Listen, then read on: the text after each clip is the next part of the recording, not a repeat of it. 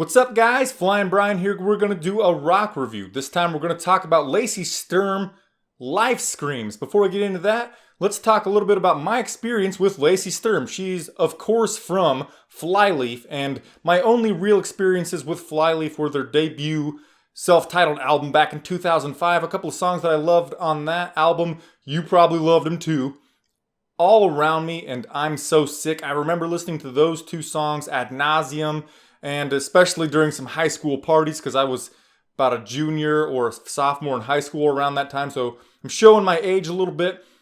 Life Screams clocks in at just over 38 minutes in length. It's got 11 tracks, one of which is a cover. What we're going to do here today, guys, is I'm going to talk about each track individually, just kind of tell you at least one thing that I liked about each track individually. Then toward the end of the video is when I'll start really telling you my feelings on this solo debut album from Lacey Sturm. So let's get started. Track number 1, Impossible. It's got a pretty memorable chorus that's kind of repetitive, but what really stands out to me is the drum beat really makes this song shine.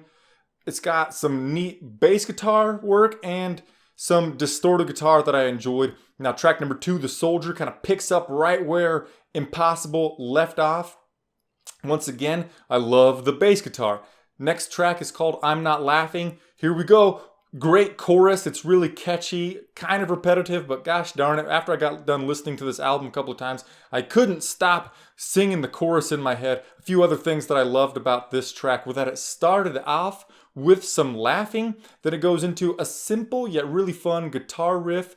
Overall, that's a pretty fun track. Track number 4 is called Vanity. It's just an interlude track, and it's actually part of Rot. Now, Rot, what's fun about this track is that the groove of it kind of makes my body rock when I was listening to it. Other things that I didn't like, so we're going to get to one thing I didn't like right now, was sometimes I mentioned that the interlude track Vanity, it's just talking, of course. It's kind of for the emo kids. It's real emotional, kind of really paints a picture for what Rot's going to be about. But what I didn't like is that some of the talking still happens in the background during Rot. So that was a down point for me. Number 6 is called You're Not Alone, and the beginning is some hospital sounds and then a flat line. It really paints a picture for what this track is going to be like or about. It's a pretty emotional track. It's pretty fun.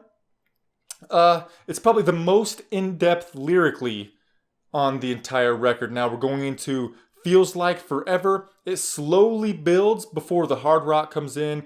It's the emotion of this track and the tempo are more intense, but like in the same vein as the previous track, You're Not Alone. Track number 8, Life Screams. The title track on this record, piano is the focus at the beginning, but then at the 50-second mark or about the 1-minute mark is where the hard rock comes in. If I forgot to mention it, this album was a hard rock album. Female fronted, obviously, because Lacey Sturm is a female. Okay, track number 9, Faith. Early on, there is a left and right channel shift that really tickled my brain, and that's basically the best part of this whole track. So if you're listening to this thing, listen to it with some headphones, and early on you're going to notice like a quick shift from left to right or right to left, either way, and it's going to tickle your brain. I really think that. Also, it's got most of the tracks on the record, they shift in intensity if they have a abrupt shift at about the minute mark. So it comes in kind of soft and then abruptly shifts at about the minute mark. This one shifts for about 30 to 45 seconds, but beginning around the 2-minute mark, if I remember right. And then, so the most part, it's soft, then it like kind of builds in intensity for a longer period of time than some of the other tracks on the record. Kablam, picks up about the 2-minute mark. Track number 10 is the cover song Roxanne, originally by Sting, The Police. So I love cover songs. They're probably some of my favorites. Let me just list some of my favorites right now. I think that the number 1 greatest cover song of all time is Turn the Page by Metallica. Whew, that entire album, Garage Inc., is fucking phenomenal. But Turn the Page is the best cover song of all time. Close behind at number 2, in my opinion, of course, a lot of people hate me for this one, but Killswitch Engage, Holy Diver. That cover song is absolutely phenomenal. If we want to talk about some that people don't like, but I do, Tenacious D, The Last in Line, that cover song is fucking phenomenal. Lacey Sturm, Roxanne, I didn't enjoy it. So there's that. I didn't like the way that she chose to do it vocally because, it was completely different than what Sting the Police did. A lot of times I enjoy that, but this time I wasn't a huge fan of how she changed up the vocals.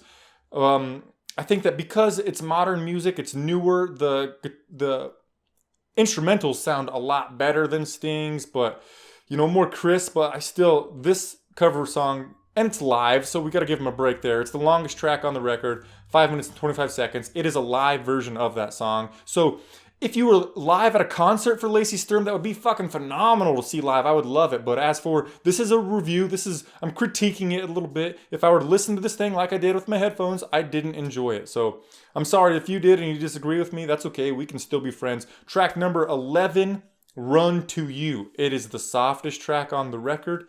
It kind of feels like some Colby Calais type of shit. And what really stands out to me is that Lacey Sturm, she has a beautiful voice when she decides to do that Colby Calais type of shit. Before I listened to this record, I was wondering, is Lacey Sturm going to bring out that screaming, that really gritty type of voice that she has? And basically this entire thing is that way, but not Run to You. No, no, no.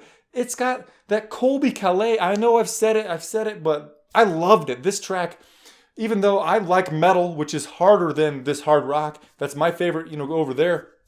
Been into some melodic death metal, some heavy metal, that type of shit lately. This is my favorite track on the record, Run to You. It was just, her voice was beautiful, and I was kind of interested in that. Kind of like Lady Gaga at the Super Bowl, right? We're used to her singing this bullshit songs, and then when she actually sang, it was kind of surprising. We can talk about that at another time if you like that Lady Gaga shit. So, okay, let's go over some of my feelings of this thing as a whole. First, I want to talk about how I initially felt. I listened to this album a bunch of times because it's only 38 minutes and 25 seconds long. So it was really easy to listen to over and over and over again. Unlike Dream Theater, The Astonishing, that clocked in at over 2 hours, 2:09 I think. 38 minutes, really easy to listen to. I listened to it while lifting weights. I listened to it while laying down on the floor in my apartment. I listened to it while playing Rocket League, while doing all kinds of shit, while doing research for my UFC MMA prediction videos.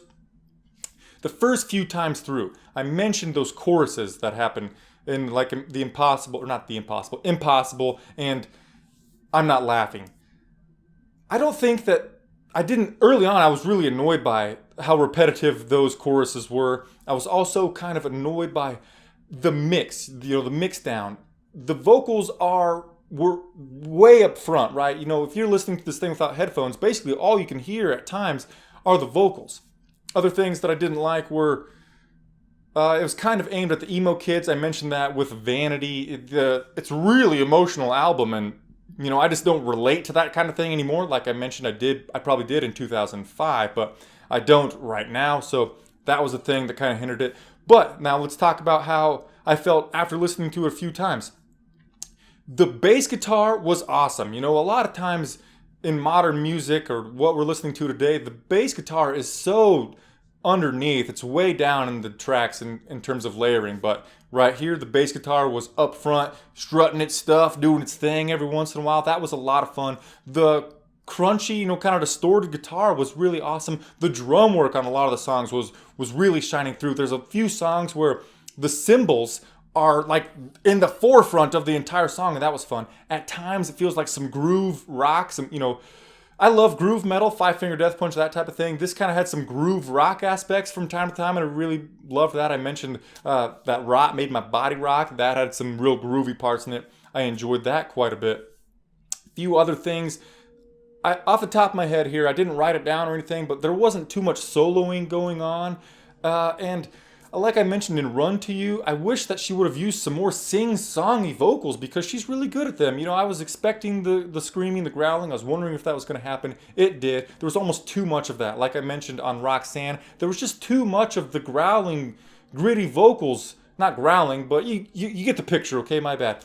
Okay, so I've seen a lot of people, Metacritic, all that shit, are giving this thing an 80 out of 100 or a 4 stars out of 5 stars. For all those things that I mentioned, after the first few listen throughs, the choruses were repetitive. After I got to listen to them, they kind of got stuck in my brain. And I'm like, you know, I started to like it a little bit, which leads me to believe that this album, you know, is kind of meant for the radio. It's Christian rock, of course, so, you know, it could get some airplay on the radio. It's really kind of felt top 40 initially to me. It felt like a top 40 album with like a pop, not pop, but like, bear with me here, it's got some top 40 aspects with some rock accompaniment, and I was like, come on, man. And those first few times I was listening to it, I was like, fucking, I hate this fucking album. I'm gonna give it a 45 out of 100. I'm so sick of it. But then I watched the Grammys tonight and I realized that it's really not that bad.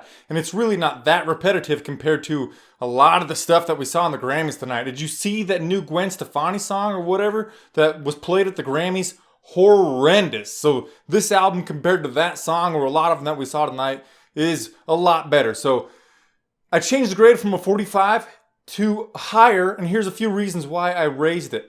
So I noticed that the vocals were actually really good, and she was going for a real emotional feel with this album.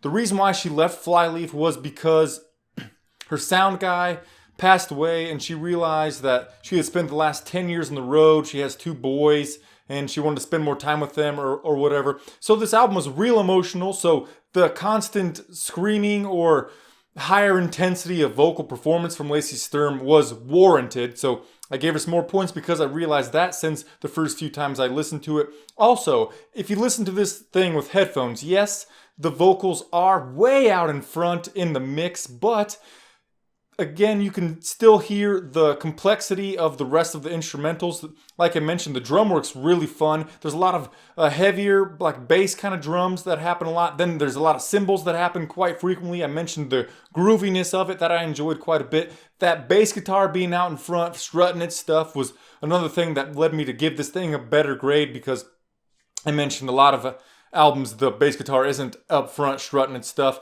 And then, so I ended up giving this thing a final grade that I'll tell you here in 1 second. The last song on the album, Run to You. I love that song so much that I gave the album 5 more points than I was originally going to give this thing. I think that that one song added enough diversity to give this thing an entire 5 more points. Plus there was some piano work, some light string work on this album. For rock, this thing was pretty good, but still it wasn't my favorite. I will return to Run to You. I will return to Impossible and I'm Not Laughing. I'll return to those 3 songs absolutely, but this thing as a whole, I am grading the entire record as 1. I didn't enjoy it that much, and for that reason, I'm giving it a 75 out of 100, just below what it's averaging on Metacritic right now. I said that 5 more points from Run to You. Yeah, I was going to give this thing a 70, just a passing grade in high school. Would be a C- in college, but I gave it a 75, straight up C. Let me know what you guys thought of Lacey Sturm Life Screams in the comments section down below. I'm just beginning to find my area of expertise, or maybe not even expertise. I'm just honing in my skills with these rock reviews. Please come along with me on this journey. I hope to get better and better every single time with the rock reviews. Please subscribe to the channel. Give this video a thumbs up. Help me get better with these rock reviews. If you're going to be respectful about it, I appreciate your input and your constructive criticisms in the comment section down below. Let's talk about this album. Let's talk about some albums in the future. I've got an album that I'm honing in on right now that I want to review. I can't reveal that right now. I will tweet about it, so follow me on Twitter at FlyingBrianJ. Thanks for hanging out, guys. Namaste.